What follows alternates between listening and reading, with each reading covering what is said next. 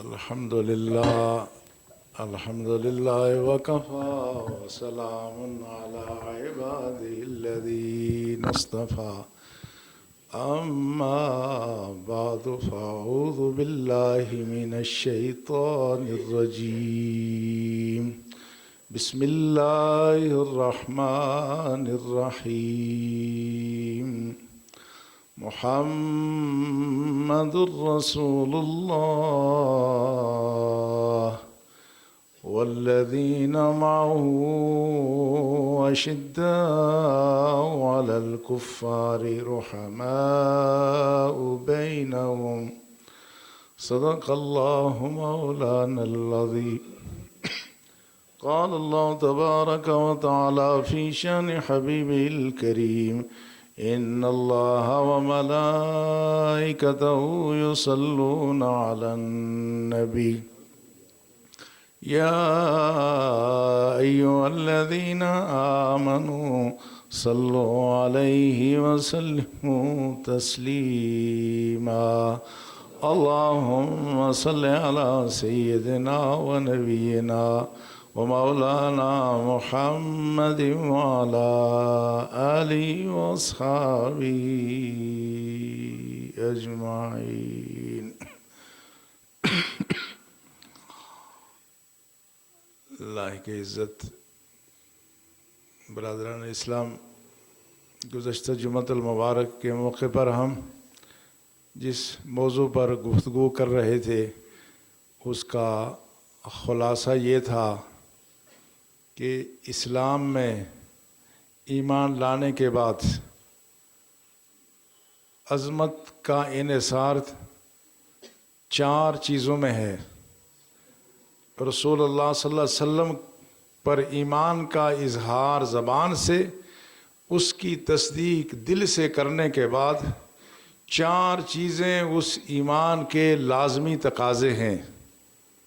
سب سے پہلے محبت رسول ہے، اس کے بعد ادب رسول ہے، پھر اتباع رسول ہے، اور پھر نصرت رسول اللہ صلی اللہ علیہ وسلم کہ ظاہری زمانے میں ان کی اس دور میں حمایت نصرت کرنا اور اس کے بعد ان کے دین کی مدد کرنا، یہ دین کے لازمی تقاضے ہیں. یہ چیزیں آپس میں اتنی مربوط اور اتنی ایک دوسرے کے ساتھ وابستہ ہیں، جس درجے کا ایمان ہوگا اسی درجے کی محبت رسول بھی ہوگی. جس درجے کی محبت رسول ہوگی اسی درجے کی رسول اللہ کی تعظیم و تکریم بھی ہوگی. جتنی تعظیم و تکریم زیادہ ہوگی اسی قدر اتباع رسول زیادہ ہوگی، اور جس قدر اتباع رسول زیادہ ہوگی اسی قدر رسول اللہ صلی اللہ علیہ وسلم کی دین کی نصرت بھی زیادہ ہی ہوگی. ادھر سے آپ اوپر سے شروع کریں پھر بھی بات جا کے وہیں پہنچتی ہے. اس لیے جتنی عقیدت ہے، محبت ہے، پیار ہے، اتباع ہے، اس میں تھوڑی بہت کبھی کمی کوتاہی ہو سکتی ہے. کبھی محبت رسول کے اظہار میں کمی ہو گئی، کبھی اتباع رسول کے اظہار میں کمی ہو گئی، لیکن مستقل طور پر کبھی بھی یہ نہیں ہو سکتا کہ ایک شخص کے دل میں اللہ کے رسول کی محبت ہو مگر وہ اتباع رسول سے ہمیشہ منحرف رہے. یہ بات عملاً ممکن نہیں ہے کہ کوئی شخص ادب رسول کا دعوے دار ہو، مؤدب بھی ہوں، اور رسول اللہ صلی اللہ علیہ وسلم کی اتباع سنت سے اس کا کردار خالی ہو. یہ نہیں ہو سکتا کہ کوئی شخص متبع بھی ہے اور اللہ کے رسول سے محبت اور عقیدت بھی رکھتا ہے، لیکن جب ضرورت پڑے تو آدمی اللہ کے رسول کی نصرت نہ کرے. اس لیے یہ وہ چیزیں ہیں جن کو اور واضح کرنے کے لیے اتفاق سے گزشتہ اتوار کے دن 12 جمادی الثانی کو حضرت ابوبکر صدیق رضی اللہ تعالی عنہ کا یوم وصال بھی ہے. تو یہ ابوبکر صدیق رضی اللہ تعالی عنہ کے کردار سے چند چیزیں آپ جوڑیں گے تو آپ کو پتہ چلے گا کہ حضرت ابوبکر صدیق افضل البشر بعد الانبیاء، یعنی انبیاء کے بعد سب سے اعلیٰ ترین فرد وہ کیوں قرار پائے. تو پہلا مرحلہ ہے ایمان کا. جتنا ایمان قوی ہے اسی درجے کی محبت، اطاعت، نصرت بھی ہے. حدیث میں اس بات کا بھی ثبوت ملتا ہے کہ حضرت ابوبکر صدیق رضی اللہ تعالی عنہ اصولی طور پر دلی طور پر اسی وقت مومن ہو گئے تھے جب رسول اللہ صلی اللہ علیہ وسلم کی عمر 10-12 سال تھی. جب آپ شام گئے، میں نے پیچھے یہ واقعہ تفصیل سے عرض کیا تھا، تو بحیرہ راہب نے جب رسول اللہ صلی اللہ علیہ وسلم کی وہ ارحاسات دیکھے کہ کس طرح درخت جھک رہے ہیں، کس طرح پتھر جھک رہے ہیں، جب واپسی میں ابوبکر صدیق کو اطلاع ہوئی کہ یہ وہ ذات ہیں کہ جو آئندہ مستقبل میں اعلان نبوت فرمائیں گے، تو ابوبکر صدیق دلی طور پر تو مسلمان پہلے ہی ہو گئے تھے. البتہ اظہار بعد میں ہوا، اور اظہار کا بھی جو ابوبکر صدیق کا انداز تھا وہ سب سے منفرد اور سب سے جدا گانا تھا. رسول اللہ صلی اللہ علیہ وسلم فرماتے ہیں ما دعوت احدا الی الاسلام الا لہ عنہ قبوۃ ونظر وتردد. رسول اللہ فرماتے ہیں میں نے جس شخص کو بھی اسلام کی دعوت دی، اس نے کوئی نہ کوئی اس میں تردد ضرور کیا، کوئی نہ کوئی سوچ وچار ضرور کیا، اور کوئی نہ کوئی اس نے تاخیر ضرور کی. ما خلا ابا بکر، صرف ابو بکر کے علاوہ. فرمایا ابو بکر وہ شخص ہے جب میں نے اس کو اسلام کی دعوت دی تو اس نے ذرا بر بھی دیر نہیں لگائی. دوسری حدیث میں آپ نے فرمایا میں نے جس شخص کے سامنے بھی کوئی اسلام کے بارے میں بات کی تو اس نے مجھ سے بحث و تمیز کی، لوگوں نے مجھ سے دلیل مانگی، مگر ابو بکر کو جب میں نے دعوت دی قابلہ و استقام علیہ، تو ابو بکر نے اس کو دل و جان سے قبول بھی کیا اور ساری عمر اس پر استقامت سے بھی رہا. اس لیے اس معاملے حضرت ابوبکر صدیق بہت ہی منفرد ہیں. ابوبکر صدیق نے کبھی کوئی دلیل نہیں مانگی، کبھی کوئی وجہ نہیں پوچھی اور تردد بھی نہیں کیا. اس لیے کہا یہ جاتا ہے کہ جہاں بچوں میں حضرت علی کا نام لیا جاتا ہے کہ پہلے مسلمان وہ ہیں، خواتین میں پہلی مسلمان خاتون آپ کی زوجہ حضرت خدیجہ الکبریٰ رضی اللہ تعالی عنہا ہے، لیکن آزاد مردوں میں سب سے پہلے مسلمان حضرت ابوبکر صدیق رضی اللہ تعالی عنہ. پھر کسی مرحلے پر تردد بھی نہیں ہوا.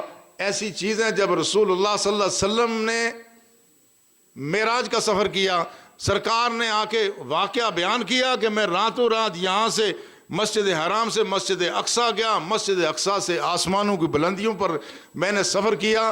صبح سویرے ہی کچھ لوگوں نے حضرت ابوبکر صدیق سے کہا کہ سنا ہے کہ رسول اللہ صلی اللہ علیہ وسلم راتوں رات یہاں سے مسجد اقصیٰ اور وہاں سے آسمانوں پر گئے.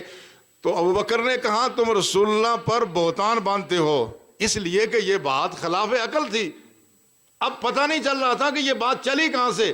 ابوبکر نے کہا، امام جلال الدین السیوطی نے لکھا ہے کہ ابوبکر رضی اللہ تعالیٰ عنہ کے بدل انہوں نے کہا تم ایسی بات کہتے ہو، رسول اللہ سے منسوب کرتے ہو. لیکن پھر کچھ نے کہا کہ یہ تو بات رسول اللہ نے مسجد نبوی شریف میں فرمائی. فرمایا اگر انہوں نے مسجد نبوی شریف میں فرمائی تو سچ کہا ہے. اب یہاں تردد کی بات نہیں ہے. کہا خبر اگر کسی اور ذریعے سے پہنچے تو ہم سوچ سکتے ہیں، مگر جب زبان نبوت سے اس بات کا اظہار ہو تو پھر اب اس میں کوئی گنجائش نہیں ہے کہ اس میں آدمی مزید کوئی تصدیق کرے، مزید کوئی تائید کرے. اس لیے ابوبکر صدیق سے لوگوں نے جب کہا، آپ نے فرمایا اس سے بڑی باتوں کی تصدیق تو میں صبح شام کرتا ہوں. میں ان نبی مکرم صلی اللہ علیہ وسلم کی شہادت پر تو میں آسمانوں کی باتیں صبح شام میں تصدیق کرتا ہوں. لہٰذا جب یہ بات ہوئی تو رسول اللہ صلی اللہ علیہ وسلم نے حضرت ابوبکر کو فرمایا یہ صدیق ہے، سب سے بڑا سچا ہے. تو آپ دیکھ رہے ہیں کسی مرحلے پر نہ ایمان میں تزلزل آ رہا ہے، نہ کسی طرح سے ذوف ہے، نہ تردد ہے، نہ سوچ وچار ہے. کسی مرحلے پہ جب باقی صحابہ کسی چیز کی حکمت اور مصلحت جاننا چاہتے ہیں، ابوبکر صدیق کوئی حکمت اور مصلحت کا مطالبہ نہیں کرتے. کسی حکمت اور مصلحت کا مطالبہ آپ نہیں کرتے. وہ جو صلح حدیبیہ کا منظر ہے، عجیب و غریب منظر تھا. صحابہ کے ایمانوں کا، محبتوں کا امتحان تھا.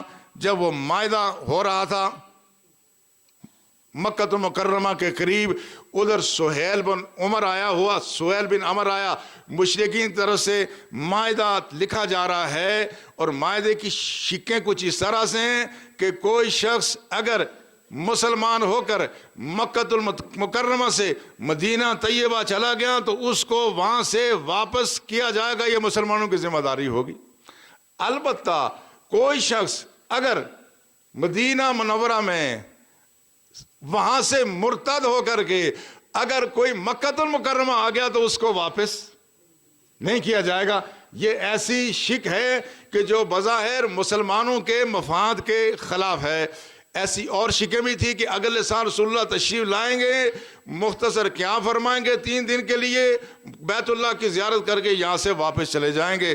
مگر اصل امتحان اس وقت شروع ہو گیا جب ابھی معاہدہ طے ہوا، تحریر نہیں ہوا، تو سہیل بن عمر کے بیٹے ابو جندل اسی حالت میں گھسٹتے ہوئے، ان کے پاؤں میں بیڑیاں پڑی ہوئی ہیں، وہ کسی طرح سے گھسٹتے آ کے مسلمانوں کے اور کفار کے درمیان وہاں ڈھیر ہو گئے۔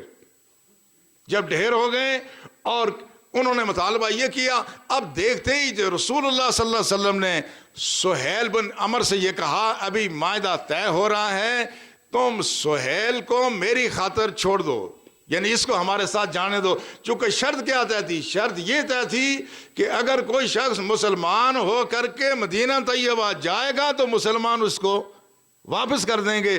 سہیل بن عمر یہ ابو جندل، یہ سہیل بن عمر کے بیٹے، یہ جب پہنچے اس کے بعد رسول اللہ نے جب یہ کہا، اس نے کہا نہیں یہ نہیں ہو سکتا، اگر یہ بات کرو گے ہم معاہدہ نہیں کریں گے۔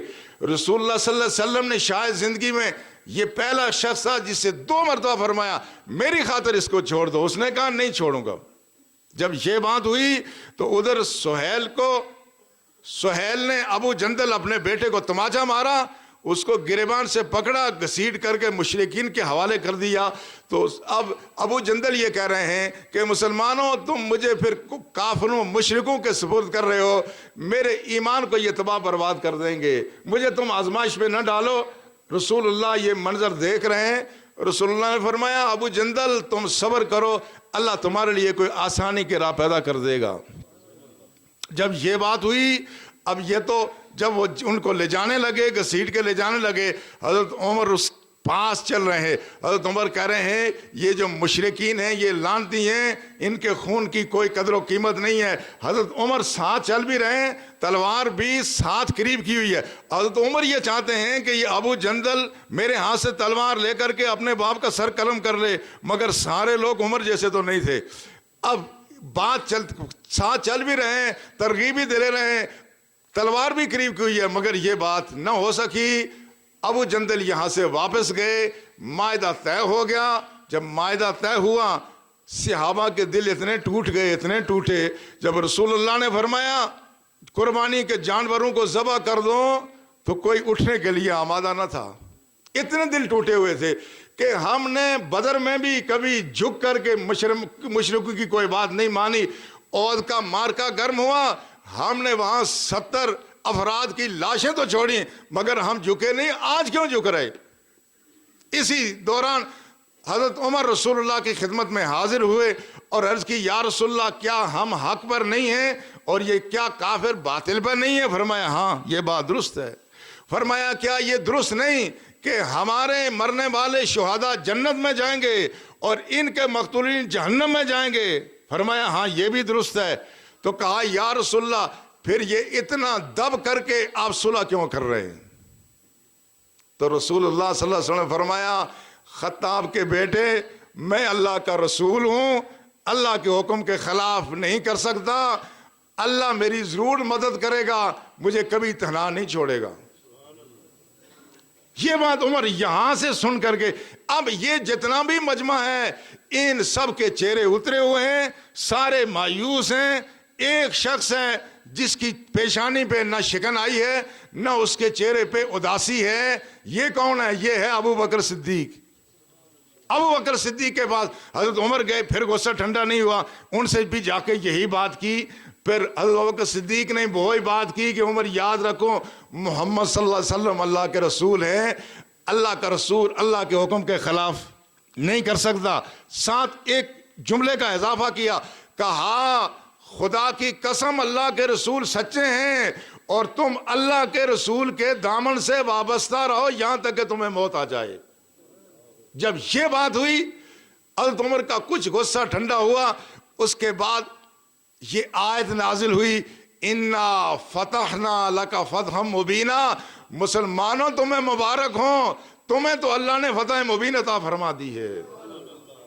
اب جب آیت نازل ہوئی تو باقی مسلمانوں کے چہرے بھی چمکنے شروع ہوئے، لیکن جب سب کے چہرے اترے ہوئے تھے ابو بکر کا چہرہ پھر بھی چمک رہا تھا، اس لیے کہ ابو بکر نے دلیل نہیں مانگی، ابو بکر نے رضی اللہ تعالیٰ عنہ کبھی مصلحت نہیں پوچھی، کبھی آپ نے اس کی وجہ دریافت نہیں کی۔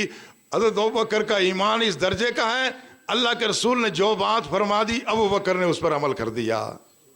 پھر ایک مرحلہ ایسا آیا، ہجرت کی جو آنے والی رات ہے اس کے دوپہر کے وقت رسول اللہ صلی اللہ علیہ وسلم ابو بکر کے پاس تشریف لے گئے۔ ابو بکر رضی اللہ تعالیٰ عنہ دیکھ کر کے پریشان ہو گئے، چونکہ یہ رسول اللہ کے تشریف لانے کا وقت نہ تھا۔ رسول اللہ دوپہر کے وقت کبھی ابو بکر کے ہاں تشریف نہیں لے جاتے، آج خلاف معمول تشریف لے گئے۔ جب اندر تشریف لے گئے ابو بکر کہتے ہیں رضی اللہ تعالیٰ عنہ، فداک ابی و امی یا رسول اللہ، آپ پر میری ماں اور میرا باپ قربان ہو جائے، اس وقت آنے کی وجہ کیا ہے؟ فرمایا گھر میں سے لوگوں کو الگ کر دو۔ عرض کی یا رسول اللہ یہ صرف میرے اہل خانہ ہی ہیں، اس میں کوئی اجنبی نہیں ہے۔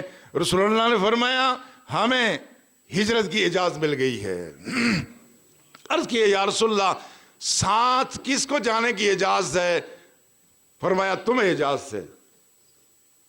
اب یہ اشارہ تھا اور یہ فہمائش تھی کہ تم نے جانا ہے۔ اچھا اس مرحلے پہ آج بھی رسول اللہ کی عزت، آپ کی ناموس پر جانٹیں لٹانے والے بھی بہت ہیں، لیکن عمومی رویہ اہل ایمان ذرا اپنے آپ کو اس سطح پر رکھ کے دیکھو۔ اگر ہم میں سے کسی شخص کو، میں عام بات کر رہا ہوں، نہ جانے آپ میں سے کتنے ایثار والے ہوں جو اپنا سب کچھ سرکار پہ قربان کر دیں۔ آج کے دور کا کوئی مسلمان ہوتا تو کہتا یا رسول اللہ بات تو ٹھیک ہے لیکن آپ بہت دیر میں بتا رہے ہیں۔ اگر ابو بکر نہیں جانا تھا تو پہلے تو بتا دیتے۔ ہم جیسا آدمی ہو ہزاروں اپنے باتیں کرے، میرا فلاں کام بھی ہے، فلاں بھی ہے، فلاں بھی ہے۔ عام ہمارا رجحان یہی ہوتا ہے نا۔ یہ تو ہجرت کی بات الگ ہے، آج اللہ کے جو فرض اللہ کے رسول نے حکم دیے ان میں ہم کوتاہی کر رہے ہیں نا۔ کوئی نہ کوئی ہیلا بہانا، کوئی نہ کوئی اس میں سے نکال دیتے ہیں کہ اچھا چلیں یہ یوں تو نہیں ہے، یوں نہیں ہے۔ کئی لوگوں سے ہم نے عرض کیا جب خدا کے حضور حاضر ہوں تو سر ڈھانپ لیا جائے۔ لوگ کہتے ہیں سر ڈھانپنا کون سا فرض ہے، اس کے بغیر بھی تو جماعت ہو جاتی ہے۔ یہ وہ ہیلے بہانے ہیں جو ہم شریعت کے معاملات میں بات دبا کرتے ہیں۔ اس لیے آج کے دور کا آدمی ہوتا تو شاید بہانے کرتا یا رسول اللہ آپ نے پہلے تو بتایا نہیں، اچانک بتا رہے ہیں، اب میرا مقدمہ کر رہا ہوں، اتنا کاروبار ہے، قرض لینا ہے، فراں کرنا ہے، یہ کرنا ہے، وہ کرنا ہے۔ تو وہ کرنے کا یا رسول اللہ صلی اللہ علیہ وسلم آپ نے ارشاد تو نہیں فرمایا تھا، لیکن میں تو سمجھ گیا تھا کہ آپ ہجرت کرنے والے ہیں۔ میں یہ کہتا ہوں جو محبت والے ہیں، محبت والوں کو کہنے کی ضرورت نہیں ہوتی، وہ اشاروں سے سمجھ جاتے ہیں۔ یہ تو حکم تو عام لوگوں کے لیے ہے، یہ عام نوکروں کے لیے حکم ہوتا ہے، محبت والوں کے لیے اشارے ہوتے ہیں۔ محبت والوں کو حکم نہیں دیا جاتا۔ محبت آپ نے ماں کو کبھی کہا کہ ممی میرے لیے یہ کام کر لینا، میرے لیے یہ رکھ لینا، میرے ساتھ یہ معاملہ کرنا؟ ماں خود بخود جان چھڑکتی ہے۔ ہاں نوکرانی سے کام کرانا تو نوکر سے تو اس کو کہنا پڑتا ہے یہ کام کر لینا۔ یہ محبت میں اشارے کافی ہوتے ہیں۔ ابو بکر صدیق نے کہا یا رسول اللہ پوری تیاری ہے، میری 2 اونٹنیاں تیار کی ہوئی ہیں اور اس کے علاوہ بھی پوری تیاری ہے، آپ اپنے دولت قدر پہ تشریف لے جائیں۔ رسول اللہ تشریف لے گئے۔ اب رات کو حضرت ابو بکر صدیق ان کے ساتھ نکلتے ہیں، پوری تیاری ہے، ساتھ غلام الگ ہے کہ عامر بن فہیرہ جو آپ کا غلام ہے وہ اس سارے راستے میں آپ کی دیکھ بھال بھی کرے گا۔ اس کی ڈیوٹی یہ تھی کہ ہم جس راستے سے جائیں گے، چونکہ ریتیلا راستہ ہوتا تھا، پاؤں کے قدم پڑتے تھے، اس کا فرض یہ تھا کہ صبح سویرے اس نے بکریوں کو اس راستے پہ چلا دینا تھا تاکہ نشانات ختم ہو جائیں۔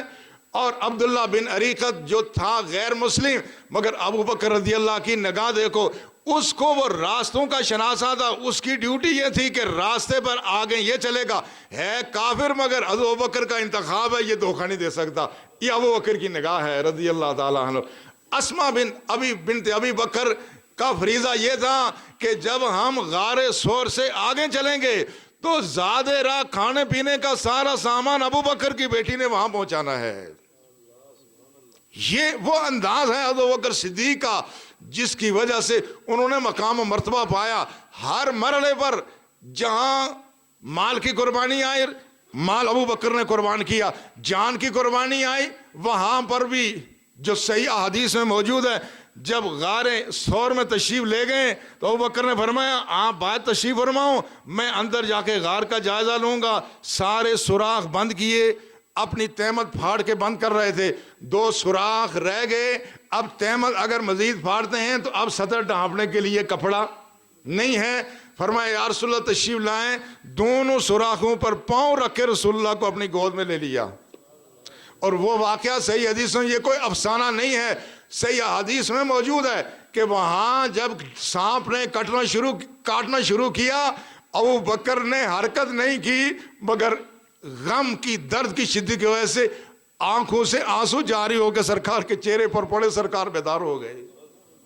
کس درجے کا اثار ہے، جان کی قربانی ہے تو ابو بکر سب سے آگے ہیں، مال کی قربانی ہے تو سب سے آگے ہیں۔ جب حضرت صدیق رضی اللہ تعالی عنہ جب ایمان لائے تھے تو آپ کے پاس 40,000 درہم موجود تھے، لیکن کیا ہوتا ہے جب کوئی غلام، کوئی کمزور آدمی کسی تکلیف میں ہوتا ہے، پریشانی میں ہوتا ہے، آپ فوراً اس کو آزاد کر دیتے ہیں۔ ایک دن گھر سے باہر نکلے تو دیکھا حضرت بلال رضی اللہ تعالی عنہ، ان کے آقا نے، ان کے مالک نے ان کو تپتی ریت میں دوپہر کے وقت لٹایا ہوا ہے، سینے پر بھاری پتھر ڈالا ہوا ہے اور بار بار کہتا ہے بلال اسلام کو ترک کر دو ورنہ اسی حالت میں مرو گے۔ جب ابو بکر صدیق نے دیکھا تو فرمایا اس کو میرے ہاتھ بھیج دو، آپ نے خریدا، راہ خدا میں آزاد کر دیا۔ وہ جو غلام جو آپ کے ساتھ ہجرت میں گیا تھا، عامر بن فہیرہ، یہ بھی آپ نے آزاد کیا۔ بعض روایتوں میں آتا ہے آپ نے 7 غلام آزاد کیے، بعض میں زیادہ کا بھی ذکر ہے۔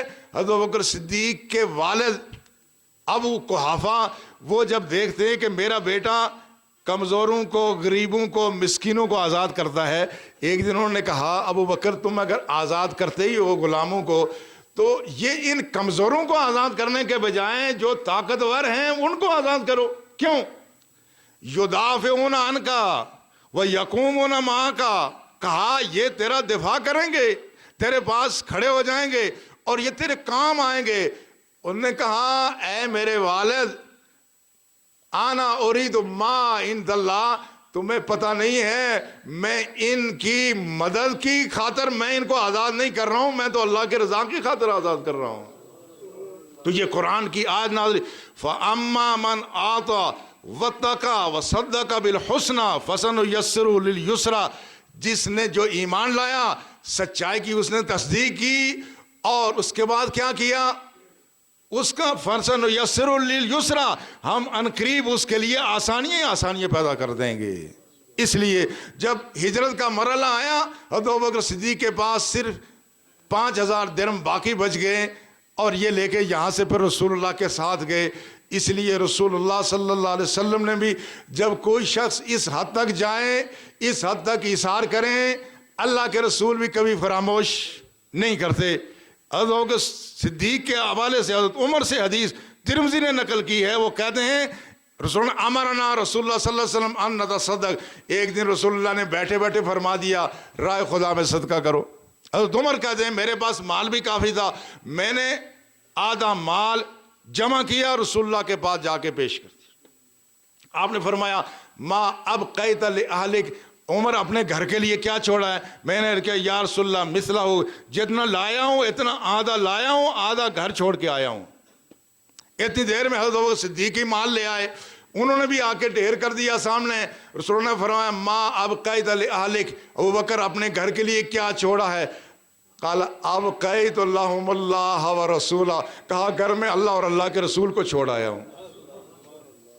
ہاں کہتے ہیں نا کہ اقبال نے کہا پروانے کو چراغ ہے بلبل کو پھول بس، صدیق کے لیے ہے خدا کا رسول بس۔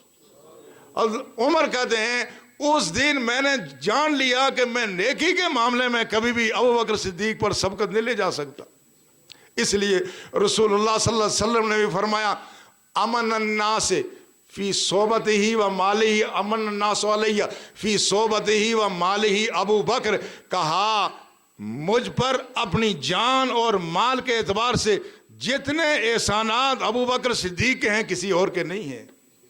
بلکہ ایک مرتبہ پہ آپ نے ارشاد فرمایا ما لأحد علینا علیہ ید علینا ید الا قد کافینا ہو، کہا روئے زمین پر کسی نے بھی محمد صلی اللہ علیہ وسلم پر احسان کیا تو میں نے اس کے احسان کا بدلہ چکا دیا، ما خلا ابا بکر، ابو بکر کے علاوہ۔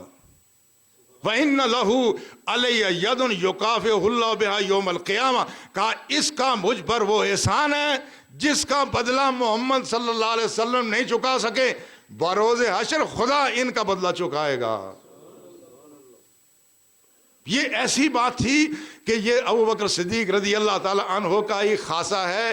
اس لیے اقبال نے کہا امن الناس بر مولائے ما، امن الناس بر مولائے ما، کلیم اول در سینہ ما، کہتے ہیں وہ میرے مولا اور آقا پر سب سے زیادہ احسان کرنے والے ہیں، یہ میری سینہ کے پہلے کلیم ہیں۔ کلیم اللہ نے کوہ طور پر سینہ میں اللہ رب العزت کو درخت کے ذریعے سے اور پہاڑ پر تجلی دیکھ کر کے اللہ کی معرفت حاصل کی، انہوں نے رسول اللہ کا چہرہ دیکھ کے خدا کو پہچانا، اللہ کے رسول کو انہوں نے اس طرح سے پہچانا۔ اس لیے رسول اللہ صلی اللہ علیہ وسلم کے یہ جو صحابی ہیں ان کا مقام و مرتبہ یہ ہے، ہر مرحلے پر انہوں نے احسار کیا، جان کا احسار، مال کا احسار، عزت و آبرو کا احسار، اور ساتھ ہی ساتھ ادب اور احترام میں کبھی کمی نہیں آنے دی، کبھی بھی ادب اور احترام میں کمی نہیں آنے دی۔ اہل ایمان ایک تو محبت وہ ہوتی ہے ہم کسی سے محبت کرتے ہیں درمیان میں کوئی رشتہ حائل نہیں ہوتا، پتہ محبت کا اس وقت چلتا ہے ایک طرف خونی رشتہ ہو دوسری طرف ایمان کا رشتہ ہو، ایک طرف باپ ہو ایک طرف بیٹا ہو، ایک طرف کنبہ اور قبیلہ اور برادری ہو دوسری طرف دین ہو، پتہ اس وقت چلتا ہے کہ کس کو اللہ کے رسول سے کتنی محبت ہے۔ ابوبکر صدیق کا کبھی کسی رشتے کی پرواہ نہ کی۔ ابھی آپ کے والد مسلمان نہیں ہوئے تھے، سب رسول اللہ صلی اللہ علیہ وسلم، ایک دن بیٹھے بیٹھے انہوں نے رسول اللہ کی شان میں بے ادبی کر لی، ابھی مسلمان نہیں ہے۔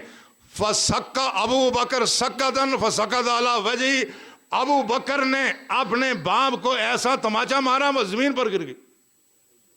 ہاں باپ کے ساتھ اچانک، ایک تو آج کل گستاخ اولاد ہے نا جو اٹھتے بیٹھتے والدین کے ساتھ ایسے ہی کرتی ہے، ابو بکر وہ بیٹا نہیں ہے، یہ ایسا بیٹا ہے ماں باپ پہ قربان ہوتا ہے، یہ مؤدب بیٹا ہے، لیکن چونکہ اللہ کے رسول کی عزت پر باپ نے حملہ کر دیا، جب چہرے کے پر گرے رسول اللہ کے پاس حاضر ہوئے، عرض کیا یا رسول اللہ میں نے ایسا کر لیا، آپ نے فرمایا لا تعود بعدا، فرمایا آئندہ باپ کو مارنا نہیں ہے، باپ کو آئندہ مارنا نہیں ہے، یہ نہیں کہ حوصلہ افزائی کی، فرمایا باپ کو نہیں مارنا ہے، فرمایا والذی بعثک بالحق لو کان عندی سیفا لقطعت رقبتہ، کہا یا رسول اللہ خدا کی قسم ہے کہ یہ تو تماچا تھا، اگر ابو بکر کے پاس اس وقت تلوار ہوتی تو باپ کا سر تن سے جدا کر کے رکھ لیتا۔ یہ ہے وہ محبت، یہ ہے وہ عقیدت کہ جو سارے رشتے یہاں پیچھے رہ جاتے ہیں، اللہ کے رسول کا رشتہ سب سے آگے ہے، یہ رشتہ ایسے ہی رہے۔ اور صحیح حدیث میں ہے عبدالرحمن آپ کے بیٹے ایمان لانے کے بعد کہا ابو میرے بعد بدر کے مقام پر ایک مرتبہ، بدر کے مقام پر آپ ایک مرحلے پر میری تلوار کی زد میں آ گئے تھے، اگر میں چاہتا تو آپ کو قتل کر لیتا، فرمایا اگر بیٹے تم میری تلوار کی زد میں آتے تو میں کبھی نہ چھوڑتا۔ یہ ہے وہ ایمان، یہ ہے وہ تعلق اور رشتہ۔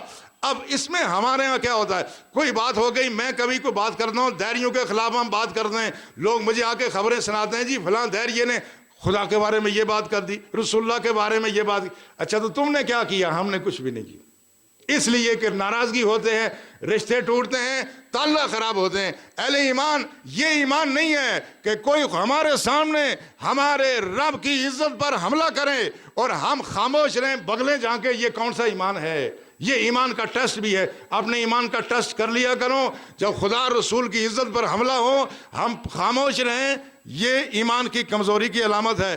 حضرت ابوبکر صدیق نے کبھی ایسا نہیں کیا۔ مدینہ طیبہ میں ایک دن بیٹھے ہوئے تھے، ایک یہودی فخراس نامی ایک شخص عالم بیٹھا ہوا بات کر رہا ہے۔ ابوبکر تشریف لائے اور اس کو اسلام کی دعوت دی تو اور کہا کہ تم ایمان لے آؤ۔ اس نے کہا ابوبکر یہ جو تمہارا خدا ہے نا، ہمیں اس کی ضرورت نہیں، اس کو ہماری ضرورت ہے۔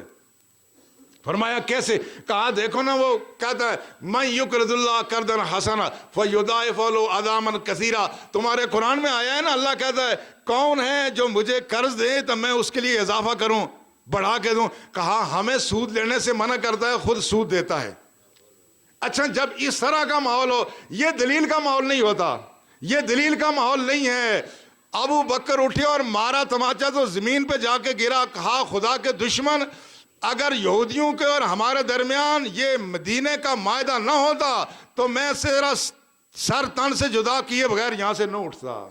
یہ ایمان ہے کہ ہمارے خدا ہمارے رسول کی عزت پر کوئی حملہ کرے تو ہم اس کو کبھی معاف نہ کرے۔ ہاں، ذاتی دشمنوں کو معاف کرنا عظمت ہے۔ ہمارے یہاں معاملہ الٹا ہے، ہمارے دین پر کوئی حملہ کرے ہم اس کو معاف نہیں کرتے، ہماری عزت پر حملہ ہو جائے ساری عمر یاد رکھتے۔ یہ ایمان نہیں ہے۔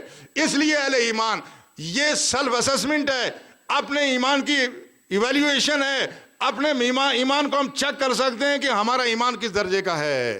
اگر ہمیں اللہ کے رسول کے لیے دل میں محبت بھی ہے، ادب بھی ہے، ان کی عظمت کا اعتراف بھی ہے، ان کی اطاعت بھی ہے، ان کے دین کی نصرت بھی ہے، تو پھر ہم ایمان میں کامل ہیں۔